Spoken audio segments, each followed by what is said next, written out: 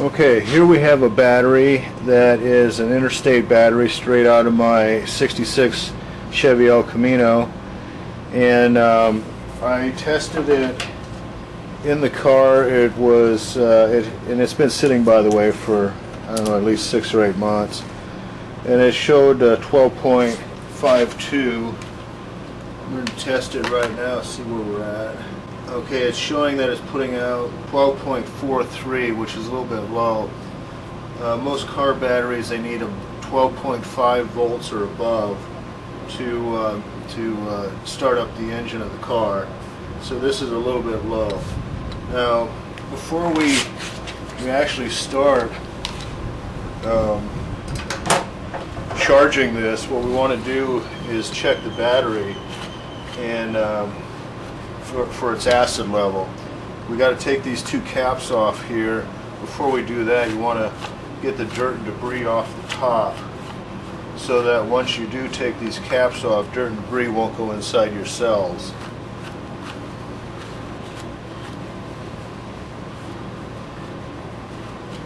If certain things get inside your battery cell, it could kill the battery. Okay, that's pretty good. This is a simple screwdriver. We're just going to get it under one side. And see this debris here, we need to get rid of that.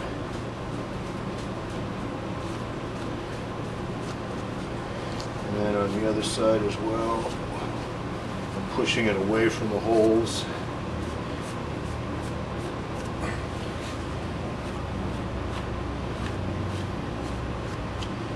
Okay, there you have it.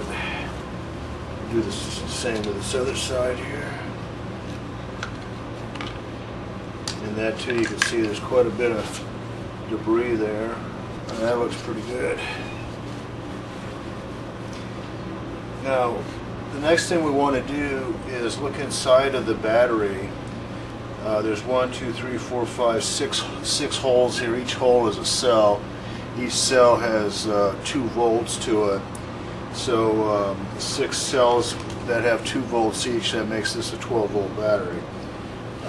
What you need to do before you go charging, and it might be hard for you to see on the camera, but there is the plastic molding that this battery cover is made out of. It extends downward into these holes. If it extends, let's say the screwdriver tip is the bottom of this plastic molding, the acid level has to come up to the bottom side of this plastic molding. So when the acid touches the bottom side of the plastic, it's full. If it's below the plastic, then you need to add either more acid or distilled water. Looking in here, it looks like each one could use a little bit of distilled water, and I have a little bit here. And you just put in a little bit at a time.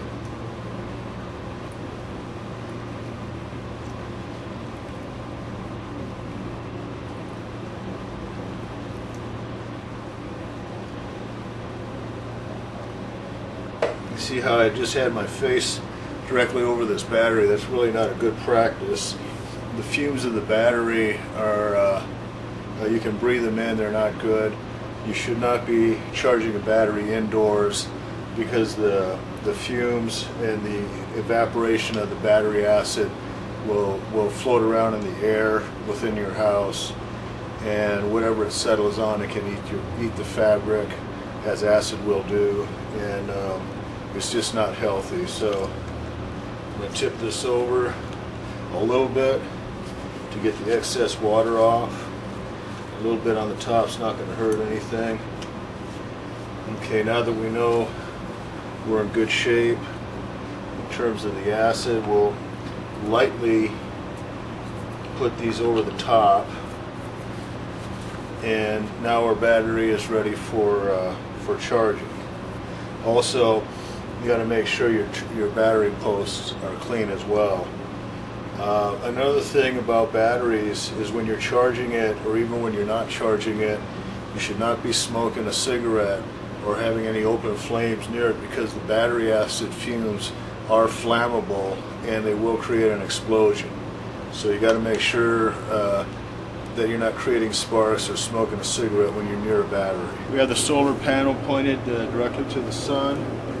We have the charge controller, which is now hooked up to the solar panel, and also we have the voltmeter here, which I'm going to hook up one more time while we're out in the direct sunlight.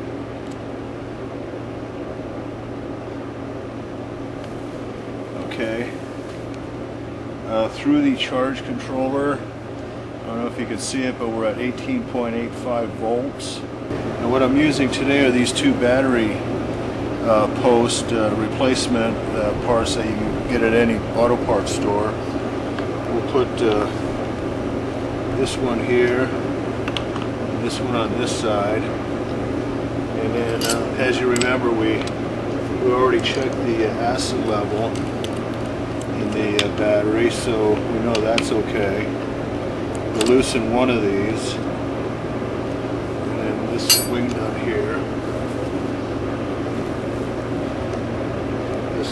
We'll take this one bolt completely off.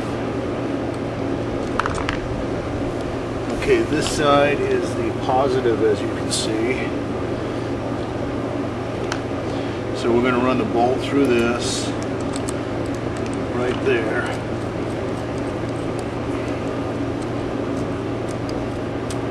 Then we'll clamp it down or bolt it down so we get a good fit here. Okay. And then this side we'll take the wing nut off this one. Put the negative connector on. As you can see, the battery, the negative sign is right there. We'll tighten this down, and you are set to go. Here it shows the yellow light, it shows that we're charged. We'll put the voltmeter on it one more time. Positive here, negative there. Here we're showing 12.73 volts. I don't know if you can see that. We're up to 12.79 volts, and with the battery charge you can see that it's starting at 12, and it'll go up to, as this charge controller says, 14.2 volts, and at that point it'll cut out. So it's doing its job. You're out here in the sunlight. Once you pay for this thing, it's yours. So with this 100-watt panel, 20-25 years from now, you can still expect 80-watt output. That's still pretty good. All along, all throughout those years, you're getting free energy, free electrical power that you can set up anywhere on the planet as long as there's sunlight.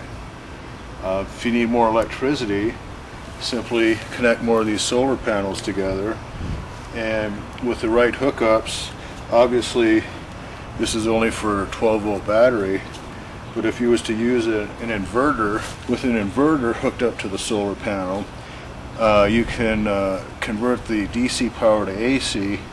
AC power is what the house runs on, and you can put power into your house.